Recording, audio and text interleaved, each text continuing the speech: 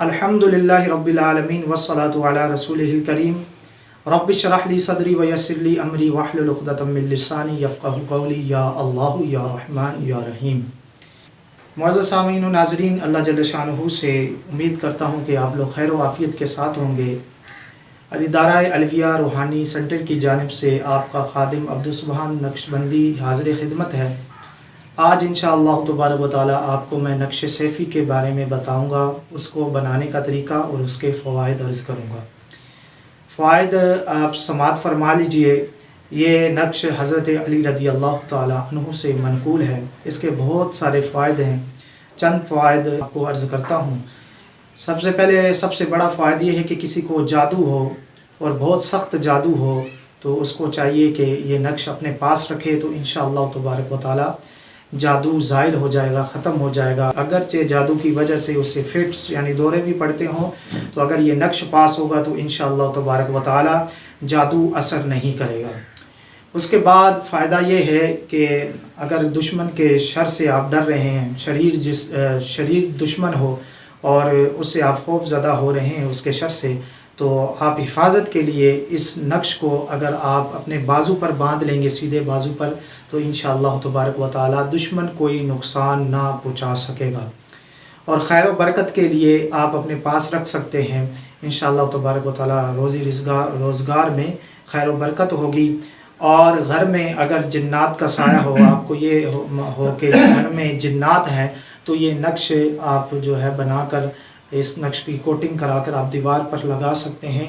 तो इंशाअल्लाह तबारक व तआला अगर शरीर जिन्नात होंगे तो वो भी आपको नुकसान ना पहुँचा सकेंगे, आप हिफाजत में रहेंगे। सबसे पहले इस नक्श को बनाने का तरीका मैं आपकी खिदमत में अर्ज़ करूँगा।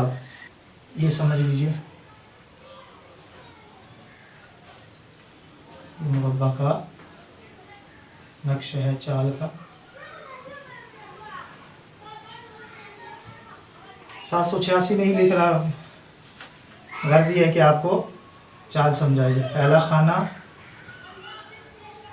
दूसरा, तीसरा, चौथा, पाँचवा, छठा, सातवां, आठवां, नौवां, 10वां, 11वां, 12वां, 13वां, 14वां, ये 15वां, ये 16 खाना का नक्श है। आतिशी चाल है, इसको आप ज़हन नशीन कर लीजिए।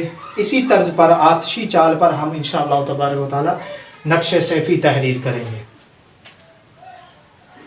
ये मैं बना लेता हूँ खाने इसके। ये इसके 16 खाने मैंने बना लिए। 786 अददी में लिखेंगे। इसका तुख्म है 16, 5, 11। पहला खाना है, दूसरा खाना ये है, तो इंशाअल्लाह यहाँ पर हम लिखेंगे 16, 5, 12।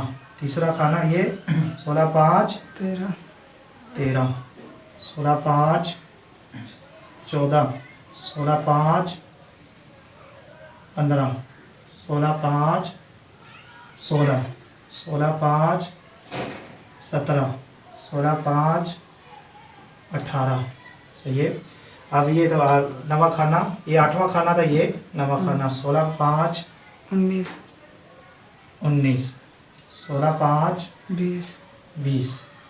ये होगा 10वां खाना। 11वां ये है 16, 5, 21, 16, 5, 22।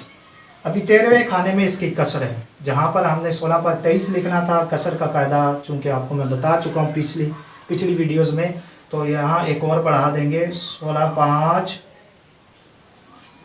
23 लिखना तो क्या लिखेंगे, ऊपर बढ़ाएंगे तो 24। 16, 5, 25, 16, 5, 26, 16, 5, 27। ये हमारा नक्शे सैफ़ी तैयार हो गया।